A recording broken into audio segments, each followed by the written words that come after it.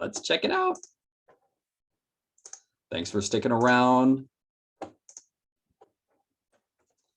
The proof of the product rule.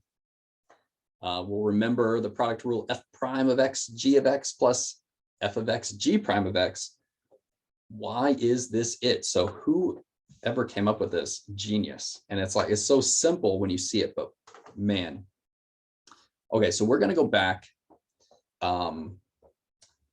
to the definition of the derivative with the limit as h approaches 0. So how would that apply to the product rule? So if we have f of x and g of x, well, that first term with the x plus h, it's as simple as apply it to both. F of x plus h times g of x plus h. Then we'll subtract the original function, f of x, g of x. And it's all over h with our limit. You might notice I had to make the font a little bit smaller. Things are about to get pretty long here in the next line. Now, what do we do from here? And this is the genius. We're going to add and subtract, or I should say subtract and add the same thing in the middle.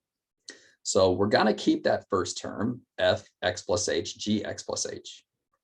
And we're going to keep the same thing back here, minus f of x, g of x. But in the center, we're going to subtract f of x plus h, g of x. And then we're just going to add it right back on. So it's still equivalent to where it started. Why would we do this? How's this helpful? Check it out. We're going to split up this fraction. We're going to take these first two terms, put them over h. And separately, we're going to add the second two terms over h. It's all equivalent to what we started with. We're just kind of almost like making it more complicated, and then it's all going to kind of come together. What are we going to do from here? We're now going to apply this limit as h approaches 0 to each of these fractions separately. It turns out with limits, it's similar to derivatives. We can take the limit of the first one plus the limit of the second one, no problem. Now, okay, fine.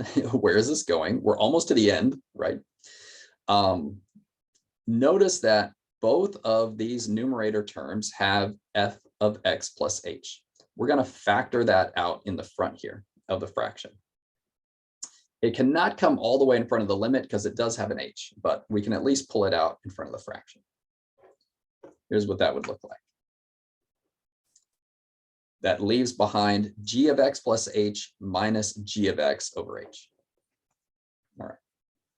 Similar over here, we're going to factor out the g of x out in front of that fraction. That would leave f of x plus h minus f of x over h. And here we pretty much have the product rule. How? Let's apply the limit. Okay, check it out. When the limit applies to f of x plus h, at this point, we have no problem. We can just plug in that 0 for h. That will leave us with f of x. Now the next part. Let's apply this limit as h approaches 0 to this whole fraction. Notice this is a difference quotient.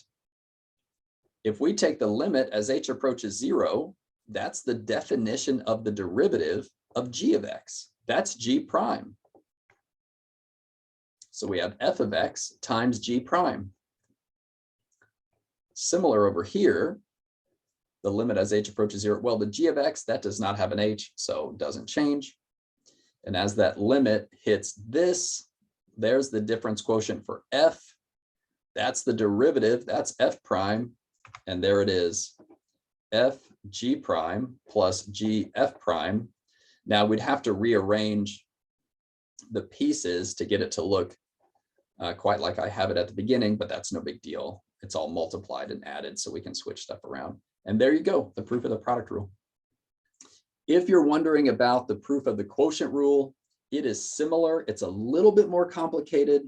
but it does do a similar trick where you're adding and subtracting and it all works out. I'm not going to show that one, but you can certainly find it online if you're curious.